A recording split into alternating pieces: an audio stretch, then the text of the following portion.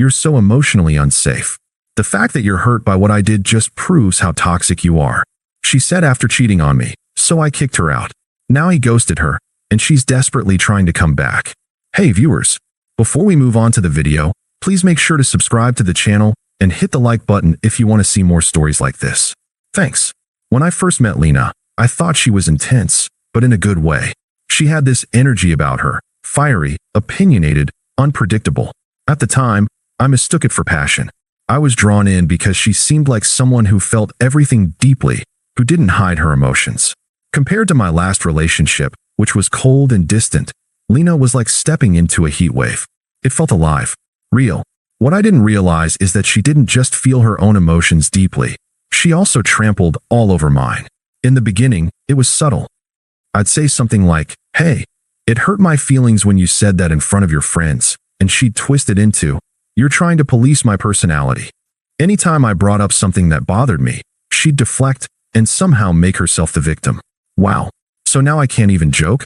You really can't handle strong women, huh? I started doubting myself. Was I being too sensitive? Too controlling? Maybe I was the problem.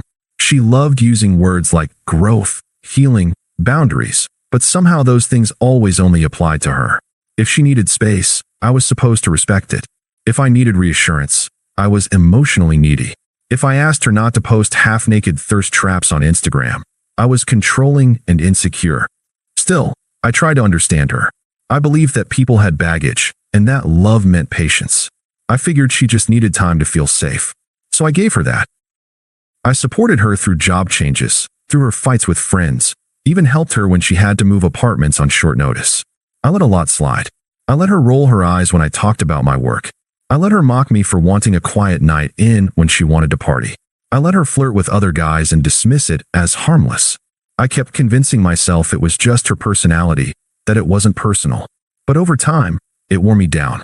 The worst part wasn't the fights. It was how she made me feel about myself. Like I was somehow less than her. Like I should feel lucky to be with her. And if I ever complained, I was being ungrateful. I can't even count how many times she said some version of, "Most guys would kill to have me. You really think someone else is going to put up with your energy?" I started to withdraw, emotionally. I didn't want to be called toxic just for having feelings. I didn't want to be accused of being abusive for asking her to communicate like an adult. So I started walking on eggshells. The irony? She was the one constantly accusing me of being emotionally unsafe. Anytime I was visibly upset, even if I was calm and measured, she'd look at me like I was a threat, like my hurt was somehow aggression. Once, I found out she lied about where she was, and when I said, "I don't like being lied to," she stared at me and said, "You're scaring me right now." Scaring her, because I said I didn't like being lied to. And then came the distance. The sudden late-night drives to clear her head. The gym sessions that turned into 5-hour absences. The new male friend, who she swore was just a guy from yoga class. I wasn't stupid. I knew what was happening. But I didn't confront her, not yet. I wanted to be sure. I wanted to give her the benefit of the doubt one last time. Because as much as she chipped away at me, some part of me still loved the person I thought she was. That version of her had been gone for a while. I just hadn't accepted it yet. But I was about to.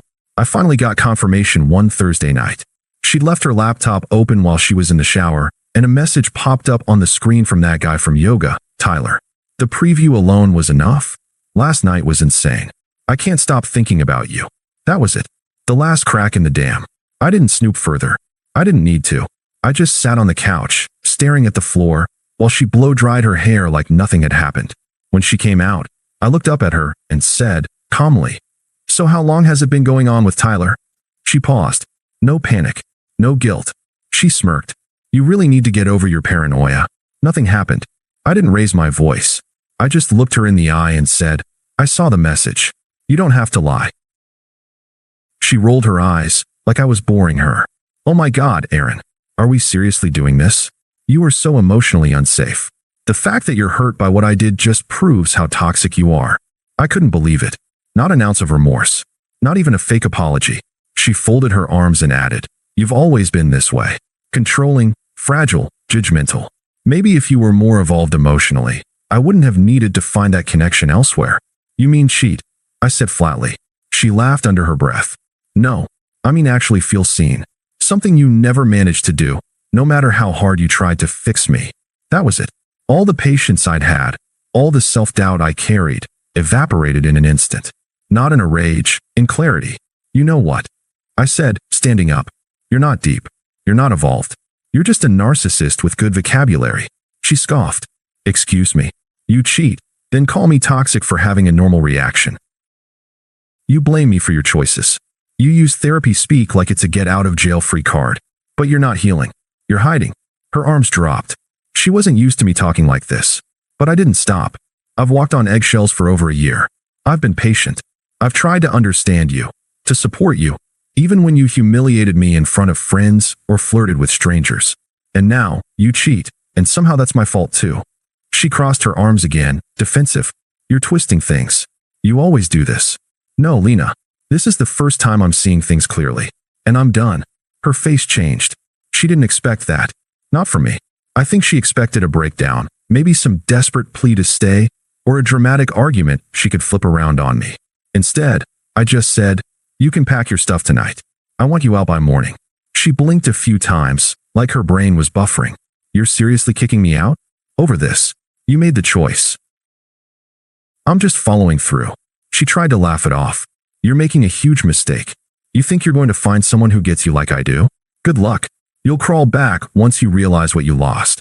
I walked to the hallway closet, pulled out a spare suitcase, and set it beside the couch. "Start packing, Lena." She looked at me like I'd just punched her. Then she shook her head and muttered, "Wow, you really are useless. Then it shouldn't be hard for you to leave." She stood there for a moment, trying to regain control of the moment. But there was nothing left for her to spin. No button left to push. She ended up packing in silence, grabbing her things in a flurry of angry motion. I didn't hover. I didn't say a word. I just watched her walk out around midnight with her overstuffed bags, muttering something about how she was going to be so much happier anyway. The door closed behind her. For the first time in over a year, the apartment felt quiet, peaceful. I didn't cry. I didn't text her. I didn't look through old photos. I just sat down on the couch, exhaled, and stared at the ceiling. I should have left months ago, but at least now I finally had. The next morning, I woke up without that familiar knot in my stomach. No icy silence from across the bed. No passive-aggressive remarks over coffee. No emotional landmines waiting to explode. Just silence. Pure, unfiltered quiet. I forgot what it felt like to start the day without tension. The first thing I did was strip the bed. I washed the sheets, threw away the tacky candles she always insisted on lighting during full moons, and opened the windows. It was symbolic, but it felt good. The air felt fresher. The apartment didn't smell like her overpriced skincare routine anymore. It just smelled like home. I blocked her number, then muted her on every social platform. Not to be petty, not to punish her. I just didn't want her voice in my head anymore, not even digitally. Over the next few days, I kept it simple. I worked. I hit the gym again, really hit it, not just the half-hearted workouts I used to squeeze in after dealing with her drama. I cooked for myself, reached out to a couple of old friends she hadn't liked. One of them, Jamie, laughed when I told him we'd broken up. "Dude, took you long enough." She was a walking TikTok diagnosis. He wasn't wrong. By day 3, I felt lighter. Not healed, but clear. I was finally done second-guessing myself. I used to spend hours wondering how I could be better, how I could make things easier for her. Now I understood. It was never about me. She just needed someone to project her dysfunction onto. And I played that role way too well. Then, on the evening of the 4th day, I got a text from an unknown number. "Hey, I just wanted to say I'm sorry about how everything happened. I hope you're okay." No name. No apology for what she did, just how it happened. But I knew who it was. I deleted it without replying. The next morning, I got a message on Instagram from a burner account. "I know I hurt you, and I'm not asking for anything, but I really miss the way we used to talk." Right. She missed the part where I comforted her while she made me feel crazy. I ignored that too. By day 6, she got bolder. A long text came from a second number, probably her work phone. This time she actually named it. I messed up. I let someone get in my head, and I hurt the one person who actually cared about me. Tyler wasn't who I thought he was. He just ghosted me. I see now that I threw away something real. Can we please talk? I stared at the screen for a while. There it was. The turn. I didn't reply. That evening, she came by the apartment. I saw her through the peephole, standing there, fidgeting with her keys, even though she didn't live here anymore. I didn't open the door. After a minute, she knocked gently and said through the wood, "I'm not here to fight. I just want to talk, Aaron. Please. I stayed silent. A pause. Then her voice got softer. You were always the only one who actually tried with me. I didn't see it before, but I do now. I'm sorry. Still, I said nothing. Eventually, I heard her sigh and walk away. Her footsteps echoed down the hallway. She didn't slam the door. She didn't yell. Just left in silence. I stood there for another full minute before walking back to the kitchen. And I smiled, just a little. Not because she was hurting. Not because I wanted revenge. But because I was finally free. She could spiral. She could beg. She could apologize 1,000 different ways.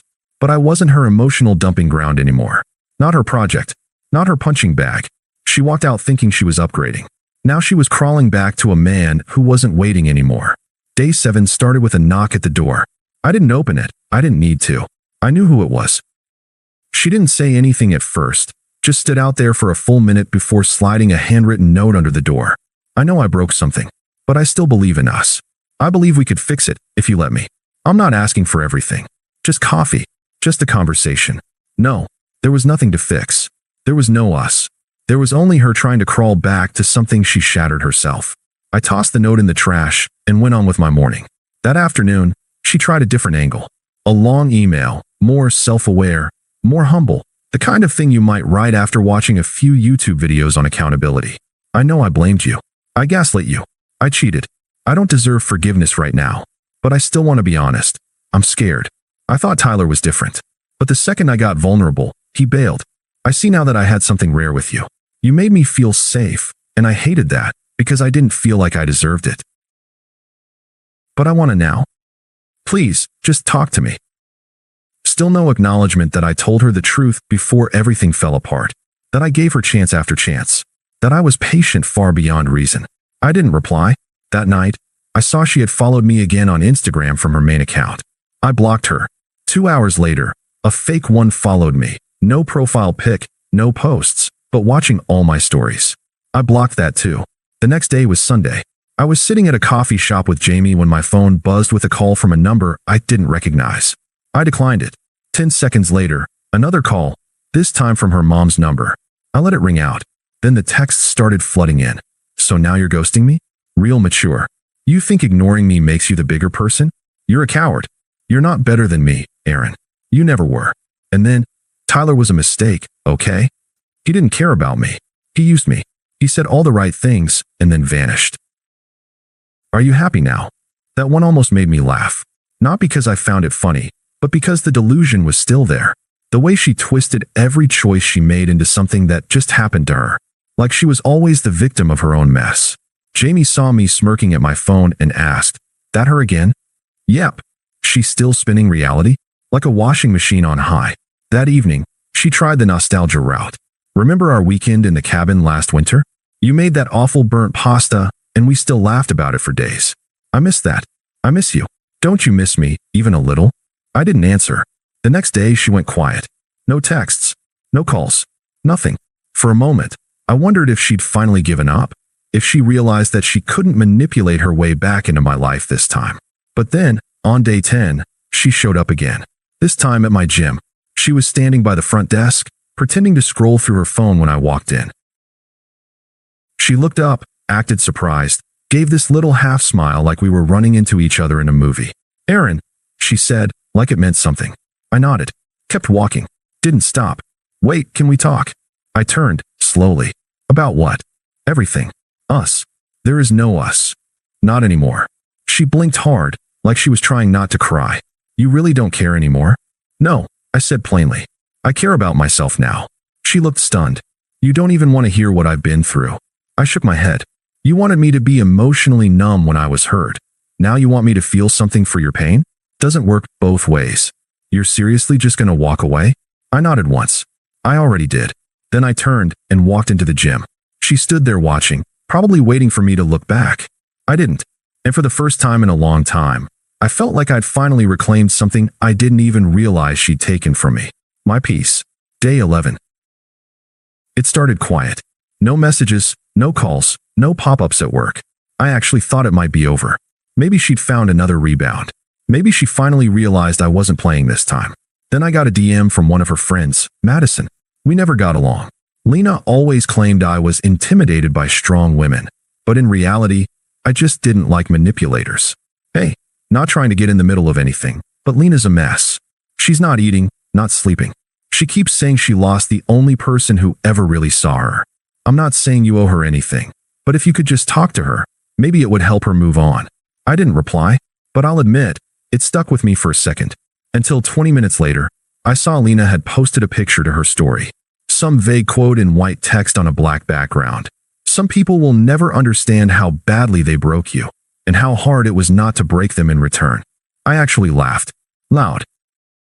In the middle of my apartment, the same woman who told me I was emotionally unsafe for being hurt by her cheating was now trying to play the victim, painting herself as the broken one, threatening, vaguely, that she could have broken me, as if she hadn't already tried a dozen different ways. Then came the phone calls again. Different number. Then her sister's number. Then her ex's number, Tyler. That one made me pause. I let it ring out. 2 minutes later, a text. It's Lena. I just need to say something without you blocking me again. Please. Just one message. I didn't answer. She sent another anyway. I was stupid. I was selfish. I thought Tyler made me feel alive. But it wasn't real. You were. You were the only one who ever made me feel safe. I messed it up, and I know you don't owe me a second chance, but I'm begging you, Aaron. Please don't shut me out completely. Please. 5 minutes later, another message. Or maybe you never actually loved me at all. Maybe that's the truth. You love control, not me. That's why you're fine now. Cold people don't feel loss. And there it was, the cycle. From regret to guilt tripping. From, I love you, to you're a monster. I'd seen it all before, during every fight, every emotional meltdown she used to stage when I set the smallest boundary. It was the same act, just louder now. Because I wasn't in the front row anymore. Day 12, she came by the apartment again. This time she wasn't calm. She banged on the door. I didn't answer. She shouted, I know you're in there. Don't act like I meant nothing. Don't act like you didn't say you loved me a month ago. I stayed silent. I gave you everything, she screamed. I trusted you with all my trauma. I let you in. I wanted to yell back. You let me in so you could bleed on me and blame me for the mess. But I didn't say anything. I just waited until she left. She tried texting one more time that night. I don't even know who you are anymore. And then, I hope you end up alone. You'll never find someone who puts up with you like I did. Funny how she called that a virtue. The next morning, day 13, I got one last message. It was short. No blame, no theatrics. I won't bother you anymore. I'm sorry. And for the first time since she cheated, I actually believed her. Not because she meant it, but because she'd finally run out of ways to twist the story. Every manipulation tactic, every mask, every emotional trick, none of it worked. She played every card in the deck and still lost. And I slept like a baby. Thanks for watching. Make sure to subscribe to the channel and hit the like button. What do you think about this story? Share it in the comments.